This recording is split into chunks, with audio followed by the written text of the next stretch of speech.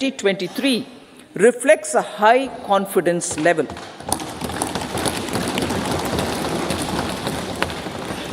Chess prodigy and our #1 ranked player Pragyananda put up a stiff fight against the reigning world champion Magnus Carlsen in 2023.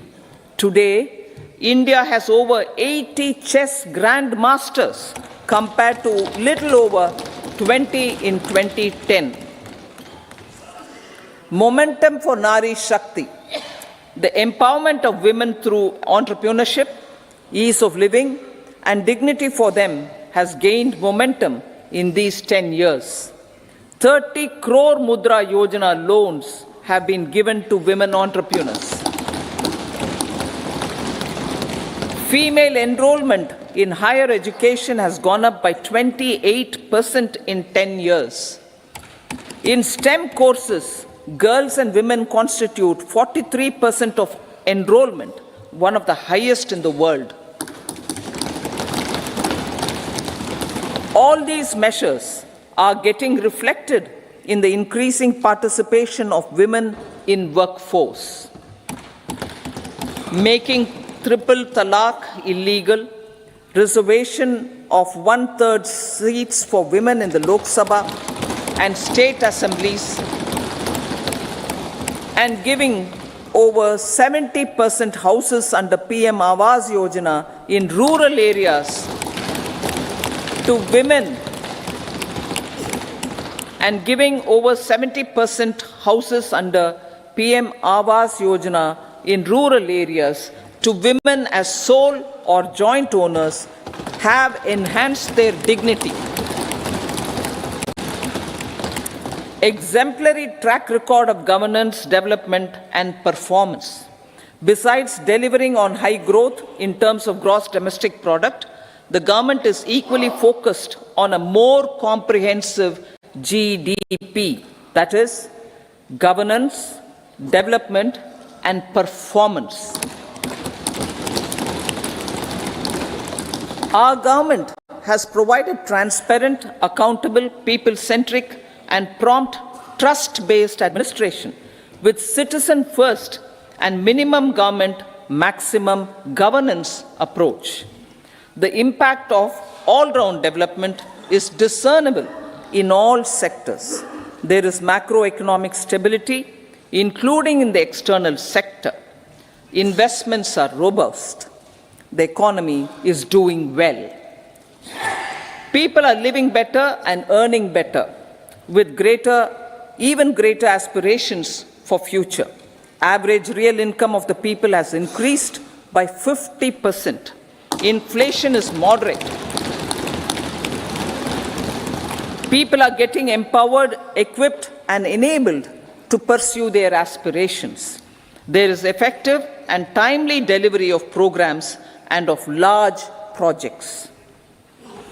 Economic management.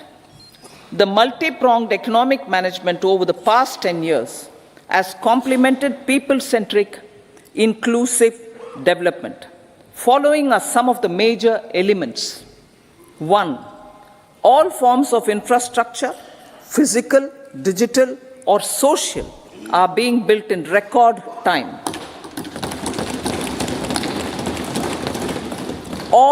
Number 2, all parts of the country are becoming active participants in economic growth. Number 3, digital public infrastructure, a new factor of production as if in the 21st century, is instrumental in formalization of the economy. Number 4, goods and services tax has enabled one nation, one market, one tax. Tax reforms have led to deepening and widening of tax base. Number 5, strengthening of the financial sector has helped in making savings, credit, and investments more efficient. Number 6, GIFT, IFSC, and the Unified Regulatory Authority. Geopolitically, global affairs are becoming more complex and challenging with wars and conflicts. Globalization is being redefined with reshoring and friendshoring, disruption and fragmentation of supply chains, and competition for critical minerals and technologies. A new world order is emerging after the COVID pandemic. India assumed the G20 presidency during very difficult times for the world. The global economy was going through high inflation, high interest rates, low growth, very high public debt, low trade growth, and climate changes. The pandemic has led to a crisis of food, fertilizer, fuel, and finances for the world, while India successfully navigated its way. The country showed the way forward and built consensus on solutions for those global problems. The recently announced India-Middle East-Europe economic corridor is a strategic and economic game changer for India and others. In the words of Honorable Prime Minister, the corridor, and I quote, will become the basis of world trade for hundreds of years to come, and history will remember that this corridor was initiated on Indian soil, unquote. Vision for Vikasit Bharat. Our vision for Vikasit Bharat is that of prosperous Bharat in harmony with nature, with modern infrastructure, and providing opportunities for all citizens and all regions to reach their potential. With confidence arising from strong and exemplary track record of performance and progress, earning Sabka Vishwas, the next 5 years will be years of unprecedented development and golden moments to realize the dream of developed India by 2047. The trinity of demography, democracy, and diversity backed by Sabka Prayas has the potential to fulfill aspirations of every Indian. As Honorable Prime Minister in his Independence Day address to the nation mentioned, I quote, there is no dearth of opportunities, as many opportunities as we want. The country is capable of creating more opportunities. Sky is the limit, unquote.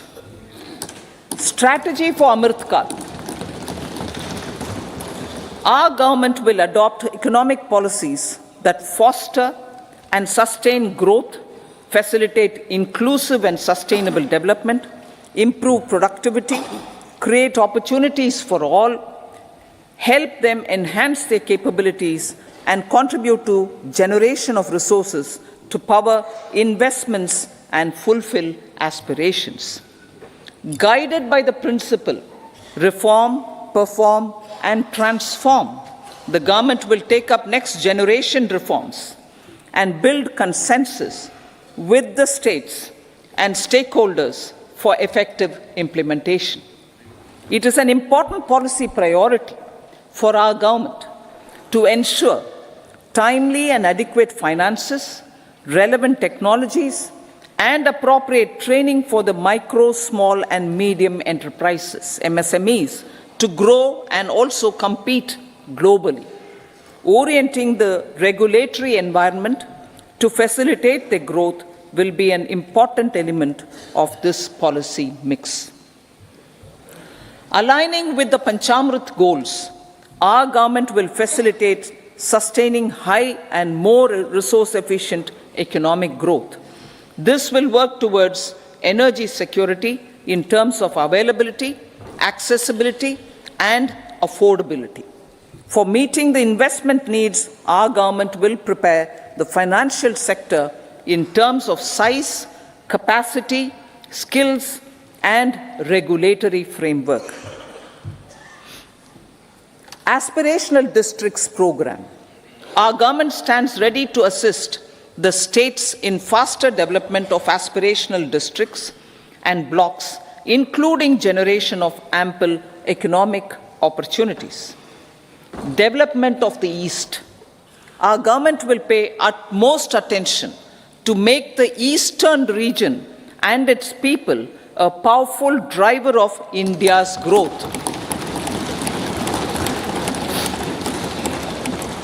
PM Awas Yojana Gramin. Despite the challenges due to COVID, implementation of PM Awas Yojana Gramin continued, and we are close to achieving the target of 3 crore houses. 2 crore more houses will be taken up in the next 5 years to meet the requirement arising from increase in the number of families.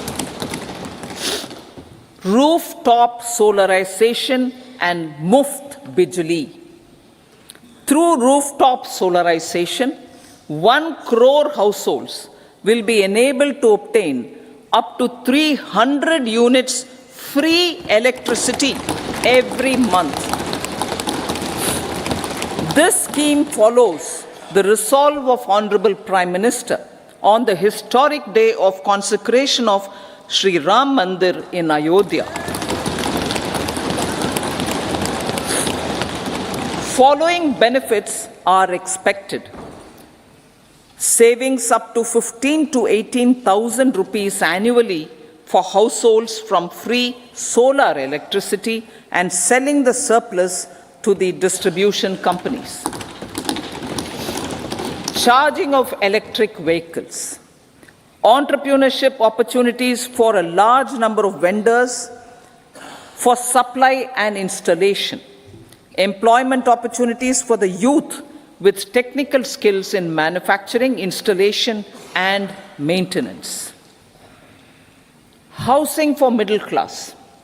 Our government will launch a scheme to help deserving sections of the middle class, and I quote from Honorable Prime Minister's words, living in rented houses or slums or chawls and unauthorized colonies, unquote, to buy or build their own houses. Medical colleges. Several youth are ambitious to get qualified as doctors. They aim to serve our people through improved healthcare services. Our government plans to set up more medical colleges by utilizing the existing hospital infrastructure under various departments. A committee for this purpose will be set up to examine the issues and make relevant recommendations. Cervical cancer vaccination.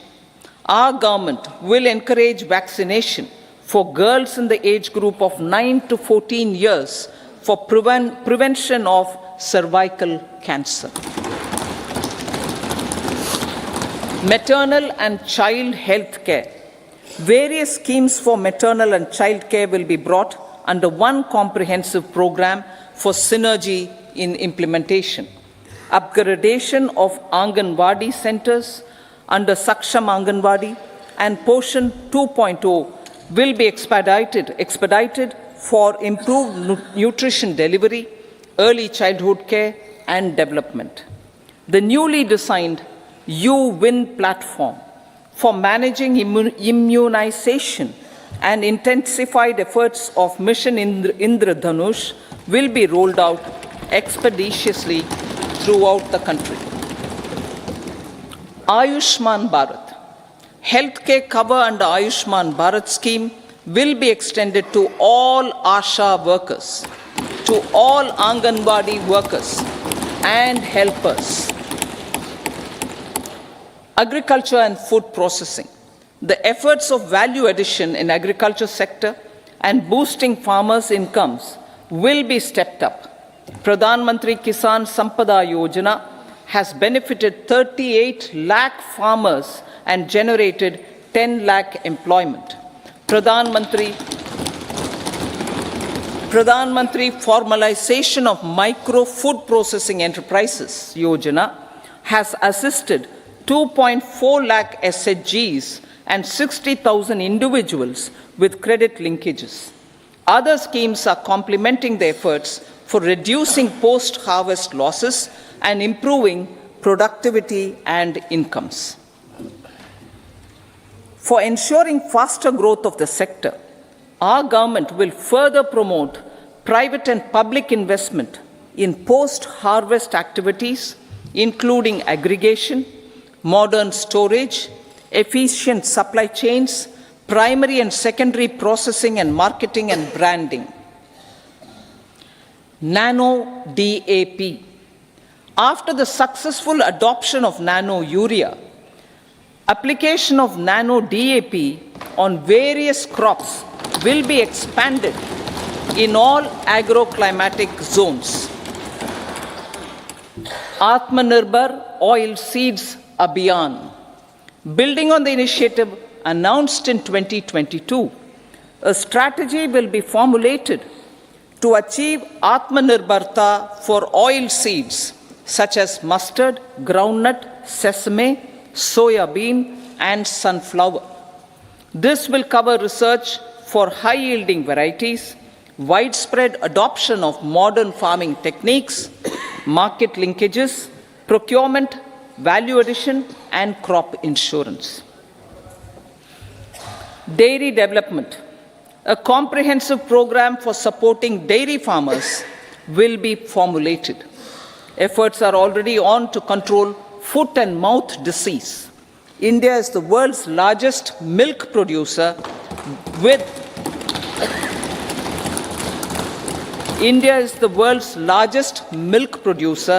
but with low productivity of milch animals. The program will be built on the success of existing schemes such as Rashtriya Gokul Mission, National Livestock Mission, and infrastructure development funds for dairy processing and animal husbandry. Matsya Sampada.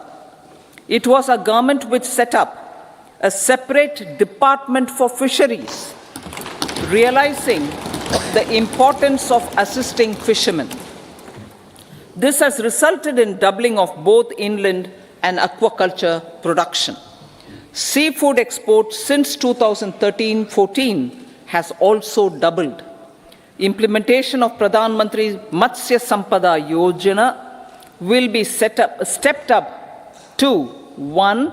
Enhance aquaculture productivity from existing 3 to 5 tons per hectare. 2. Double exports to 1 lakh crore rupees, and 3. Generate 55 lakh employment opportunities in the near future. 5 integrated aqua parks will also be set up. Lakpati Didi.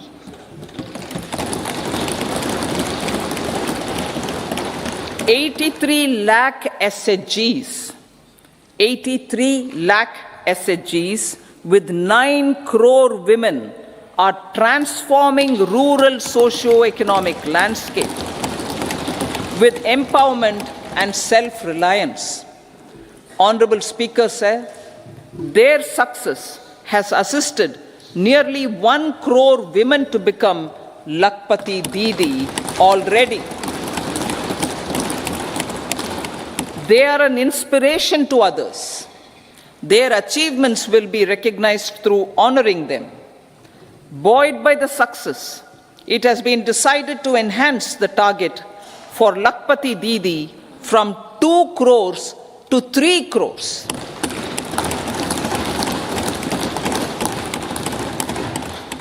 Technological changes, new age technologies and data are changing the lives of people and businesses. They are also enabling new economic opportunities and facilitating provision of high quality services at affordable prices for all, including those at the bottom of the pyramid. Opportunities for India at the global level are expanding. India is showing solutions through innovation and entrepreneurship of its people. Research and innovation for catalyzing growth, employment, and development. Prime Minister Shastri, Prime Minister Lal Bahadur Shastri gave the slogan of Jai Jawan, Jai Kisan. Prime Minister Vajpayee, Atal Bihari Vajpayee ji, made that Jai Jawan, Jai Kisan, Jai Vigyan.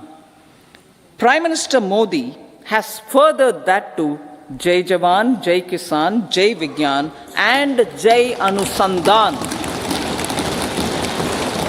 as innovation is the foundation of development. For our tech-savvy youth, this will be a golden era. A corpus of 1 lakh crore rupees will be established with 50-year interest-free loan provided. The corpus will provide long-term financing or refinancing with long tenors and low and or nil. I repeat that sentence. The corpus will provide long-term financing or refinancing with long tenors and low or nil interest rates. This will encourage the private sector to scale up research and innovation significantly in sunrise domains.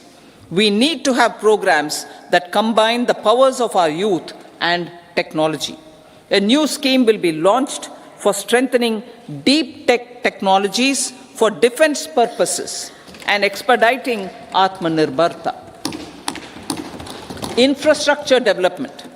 Building on the massive tripling of the capital expenditure outlay in the past 4 years, resulting in huge multiplier impact on economic growth and employment creation, the outlay for the next year is being increased by 11.1% to 11,111 crore rupees.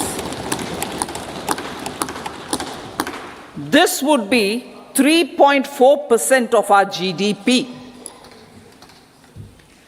Railways. 3 major railway corridor programs will be implemented. These are energy, mineral and cement corridor. Number 2, port connectivity corridors. And number 3, high traffic density corridors. The projects have been identified under the PM Gati Shakti for enabling multimodal connectivity. They will improve logistics efficiency and reduce cost. The resultant decongestion of the high traffic corridors will also help in improving operations of passenger trains, resulting in safety and higher travel speed for passengers. Together with dedicated freight corridors, these 3 economic corridor programs will accelerate our GDP growth and reduce logistic costs.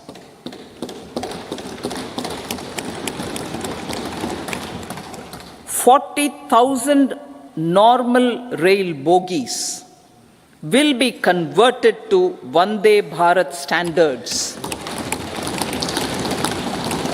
to enhance safety, convenience, and comfort of passengers. Aviation sector. The aviation sector has been galvanized in the past 10 years. Number of airports have doubled to 149. Rollout of air connectivity to Tier 2 and Tier 3 cities under UDAN scheme has been widespread. 517 new routes are carrying 1.3 crore passengers. Indian carriers have proactively placed orders for over 1,000 new aircrafts. Expansion of existing airports and development of new airports will continue expeditiously. Metro and Namo Bharat. We have a fast expanding middle class and rapid urbanization is taking place. Metro rail and Namo Bharat can be the catalyst for the required urban transformation. Expansion of these systems will be supported in large cities focusing on transit-oriented development. Green energy. Towards meeting our commitment for net zero by 2070, the following measures will be taken. Viability gap funding will be provided for harnessing offshore wind energy, potential for initial capacity of 1 gigawatt. Coal gasification and liquefaction capacity of 100 metric tons will be set up by 2030. This will also help in reducing imports of natural gas, methanol, and ammonia. Phased mandatory blending of compressed biogas in compressed natural gas for transport and piped natural gas for domestic purposes will be mandated. Financial assistance will be provided for procurement of biomass aggregation machinery to support collection. Electric vehicle ecosystem. Our government will expand this and strengthen the e-vehicle ecosystem by supporting manufacturing and charging infrastructure.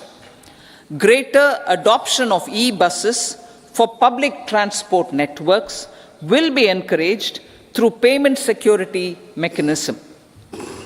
Biomanufacturing and biofoundry. For promoting green growth, a new scheme of biomanufacturing and biofoundry will be launched. This will provide environment-friendly alternatives such as biodegradable polymers, bioplastics, biopharmaceuticals, and bioagri inputs. This scheme will also help in transforming today's consumptive manufacturing paradigm to the one based on regenerative principles. Blue Economy 2.0. For promoting climate resilient activities for Blue Economy 2.0, a scheme for restoration and adaptation measures and coastal aquaculture and mariculture with integrated and multi-sectoral approach will be launched. Comprehensive development of tourist centers. The success of organizing G20 meetings in 60 places presented diversity of India to global audience. Our economic strength has made the country an attractive destination for business and conference tourism. Our middle class also now aspires to travel and explore. Tourism, including spiritual tourism, has tremendous opportunities for local entrepreneurship. States will be encouraged to take up comprehensive development of iconic tourist centers, branding and marketing them at global scale. A framework for rating of the centers based on quality of facilities and services will be established. Long-term interest-free loans will be provided to states for financing such development on matching basis. To address the emerging fervor for domestic tourism, Honorable Speaker, sir, projects for port connectivity, tourism infrastructure, and amenities will be taken up on our islands, including Lakshadweep. This will help in generating employment also. Promoting investments. The FDI inflow during 2014 to 23 was $596 billion, marking a golden era. That is twice the inflow during 2005 to 14. For encouraging sustained foreign investment, we are negotiating bilateral investment treaties with our foreign partners in the spirit of First Develop India.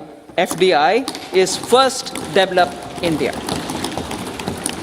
Reforms in the states for Vikasit Bharat. Many growth and development enabling reforms are needed in the states for realizing the vision of Vikasit Bharat. a provision of 75,000 crore rupees as 50-year interest-free loan is proposed this year to support those milestone-linked reforms by the state governments. Societal changes. The government will form a high-powered committee for an extensive consideration of the challenges arising from fast population growth and demographic changes. The committee will be mandated to make recommendations for addressing these challenges comprehensively in relation to the goal of Vikasit Bharat. Amrit Kal as Kartavya Kal. Our government stands committed to strengthening and expanding the economy with high growth and to create conditions for people to realize their aspirations. Honorable Prime Minister, in his Independence Day address to the nation in the 75th year of our Republic, said, and I quote, "We commit ourselves to national development with new inspirations, new consciousness, new resolutions as the country opens up immense possibilities and opportunities. It is our Kartavya Kal." Unquote. Every challenge of the pre-2014 era was overcome through our economic management and our governance. These have placed the country on a resolute path of sustained high growth.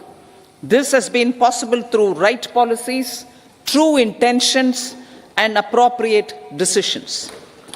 In the full budget in July, Honorable Speaker, our government will present a detailed roadmap for our pursuit of Vikasit Bharat.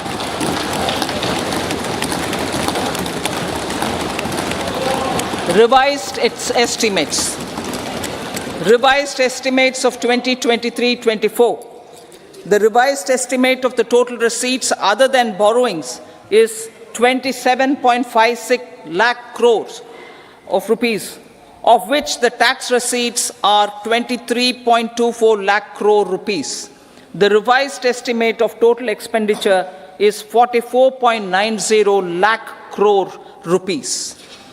The revenue receipts at 30.03 lakh crore rupees are expected to be higher than the budget estimate, reflecting strong growth momentum and formalization in the economy.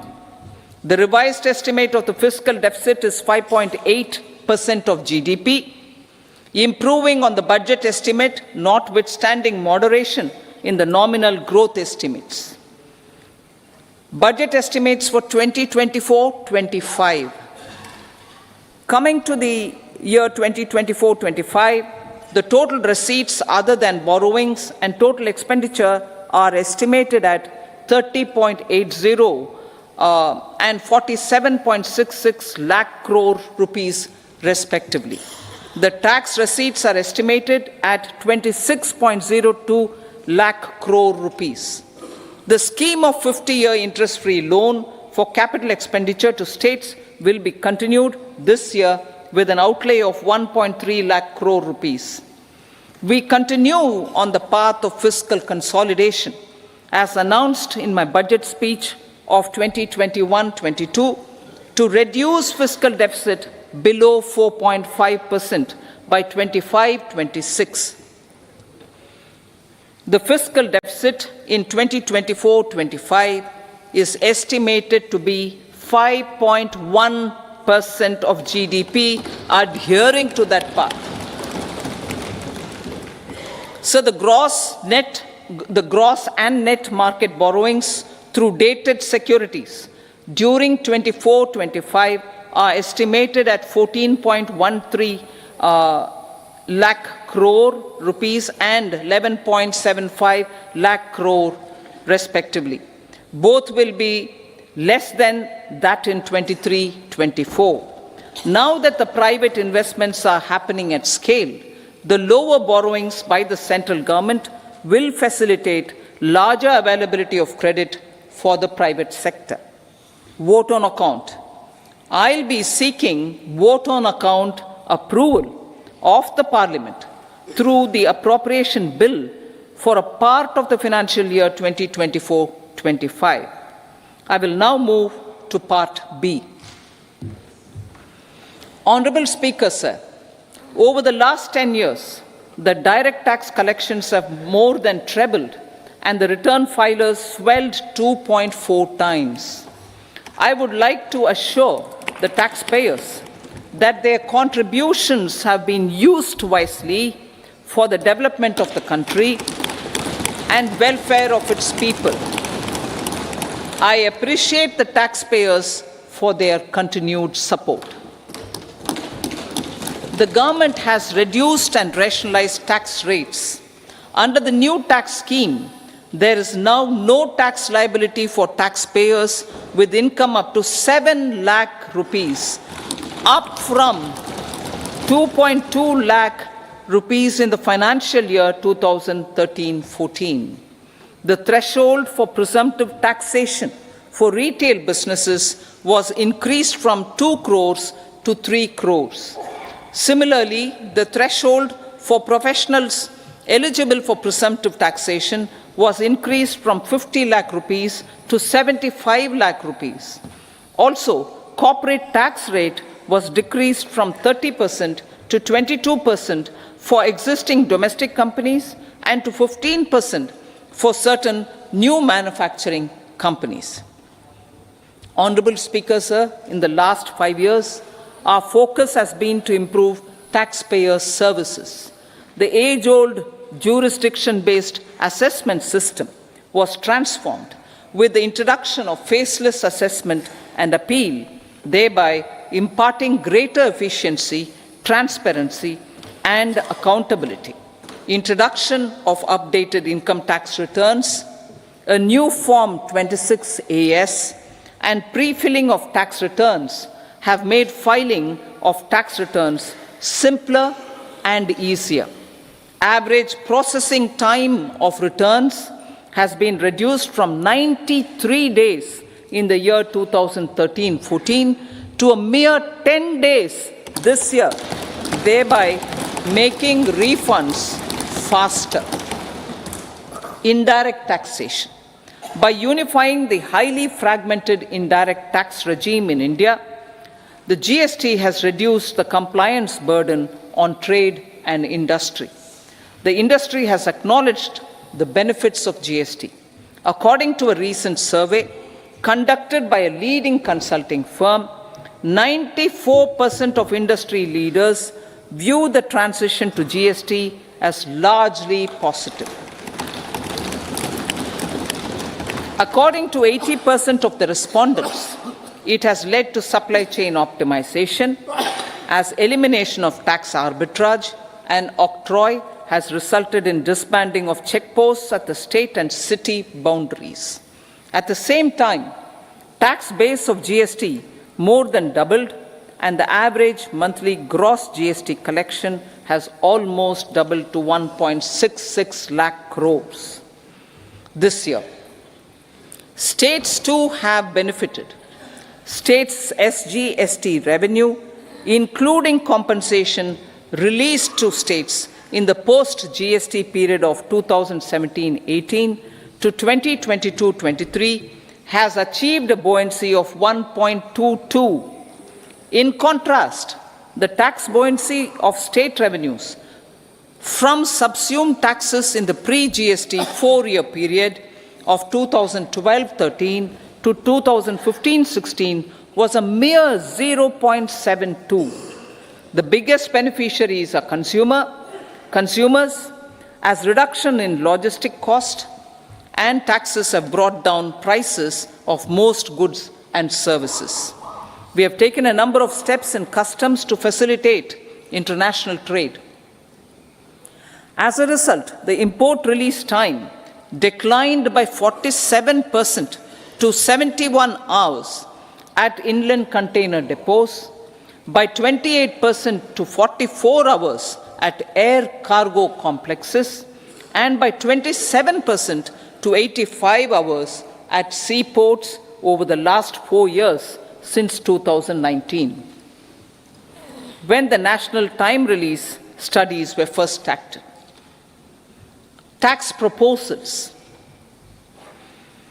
As for tax proposals, in keeping with the convention, I do not propose to make any changes relating to taxation and propose to retain the same tax rates for direct and indirect taxes, including import duties.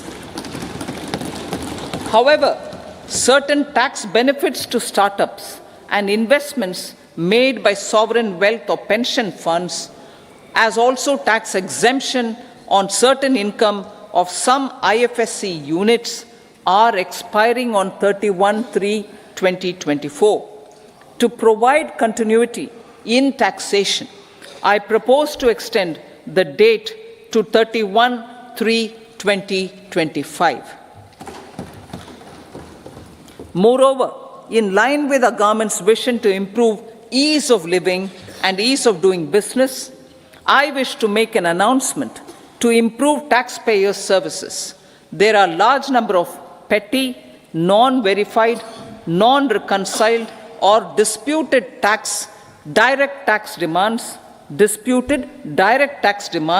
many of them dating as far back as 1962, which continue to remain on the books, causing anxiety to honest taxpayers and hindering refunds of subsequent years. Honorable Speaker, sir, I propose to withdraw such outstanding direct tax demands up to 25,000 rupees pertaining to the period up to financial year 2009-10 and up to 10,000 rupees for financial years 2010-11 to 2014-15. This is expected to benefit about 1 crore taxpayers. 1 crore taxpayers would benefit out of this. Economy then and now. In 2014, when our government assumed the reins, the responsibility to mend the economy step by step and to put the governance systems in order was enormous. The need of the hour was to give hope to the people, to attract investments, and to build support for the much-needed reforms. The government did that successfully, following a strong belief of nation first. The crisis of those years has been overcome, and the economy has been put firmly on a high, sustainable growth path with all-round development. It is now appropriate to look at where we were then. I repeat, it is now appropriate to look at where we were then till 2014 and where we are now, only for the purpose of drawing lessons from the mismanagement of those years. The government will lay a white paper on table of the House.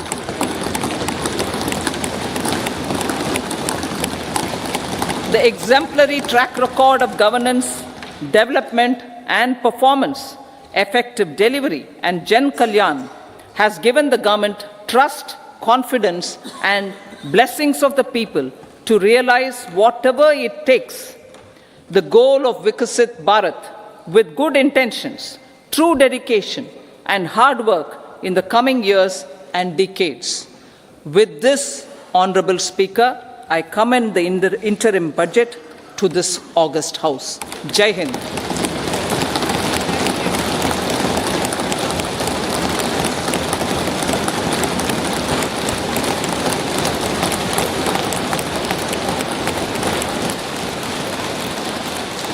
Item number 2, Srimati Nirmala Sitharaman ji.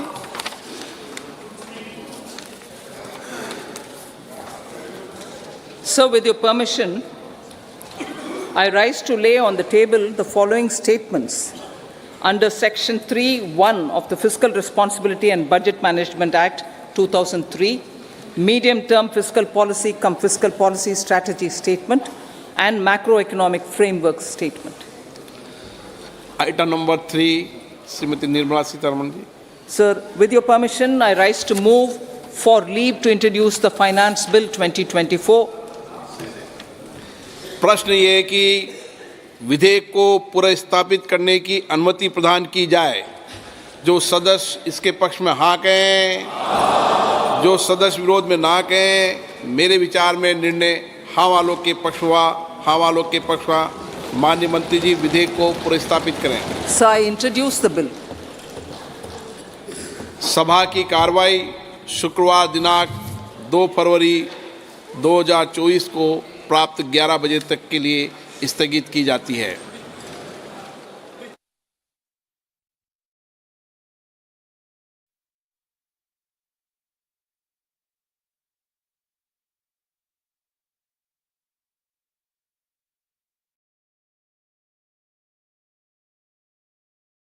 Draupadi Murmu परिसर में अंदर हैं। विशेष अभिभाषण के लिए आगे बढ़ती हुई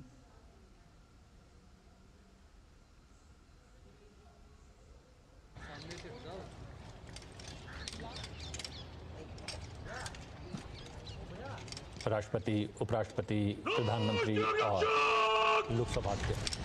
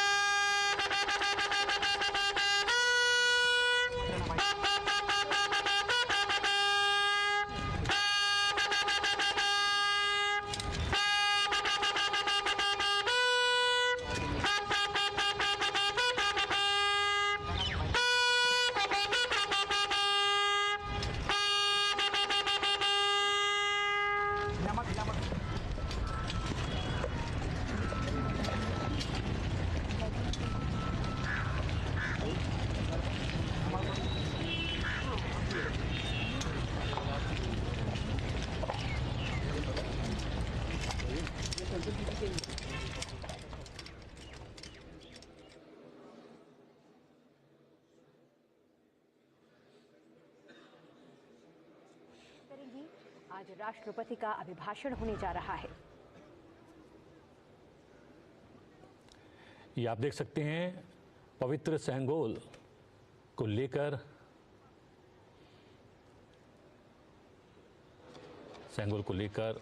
आगे बढ़ते हुए साथ में राष्ट्रपति हैं। सेंगोल को स्थापित किया जाएगा सदन के भीतर। भारतीय वैभवशाली लोकतंत्र का प्रतीक है ये सेंगोल।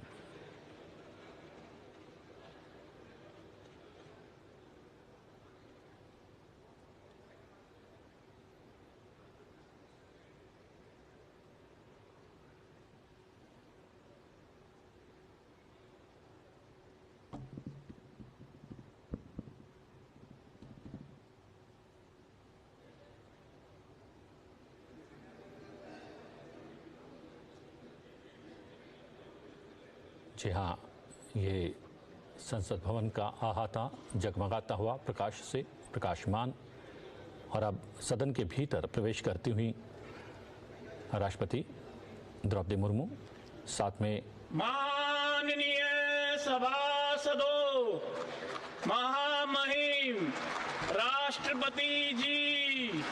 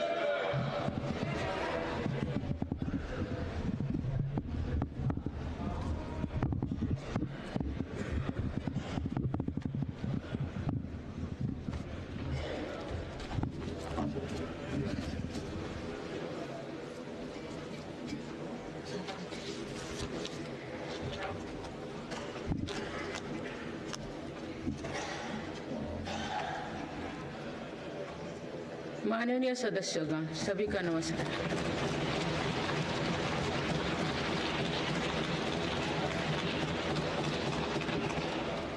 इस नए सदन भवन में ये मेरा पहला संबोधन है। आज की अमृतकाल की शुरुआत में ये भव्य भवन बना है। यहाँ एक भारत श्रेष्ठ भारत की महक भी है। भारत की सभ्यता और संस्कृति की चेतना भी है। इसमें हमारी लोकतांत्रिक और संसदीय परंपराओं के सम्मान का प्रण भी है।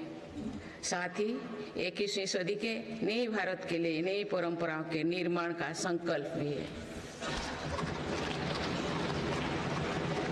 मुझे पूरा विश्वास है कि इस नए भवन में नीतियों पर सार्थक संवाद होगा। ऐसी नीतियां जो आजादी के अमृत काल में विकसित भारत का निर्माण करेगी। मैं आप सभी को अपनी शुभकामनाएं देती हूँ। माननीय सदस्यगण, ये हमारे संविधान के लागू होने का भी 75वां वर्षगांठ है। इसी कालखंड में आजादी के 75 वर्षों का उत्सव अमृत महोत्सव भी संपन्न हुआ है। इस दौरान देश भर में अनेक कार्यक्रम हुए। देश ने अपने गुमनाम स्वतंत्रता सेनानियों को याद किया। 75 साल बाद युवा पीढ़ी ने फिर स्वतंत्रता संग्राम के उस कालखंड को जिया।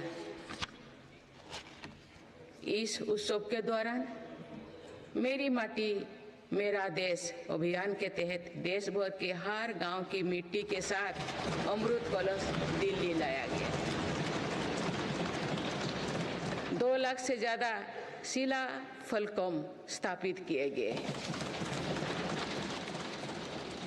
3 करोड़ से ज्यादा लोगों ने 5 प्राणों की शपथ ली। 70,000 से ज्यादा अमृत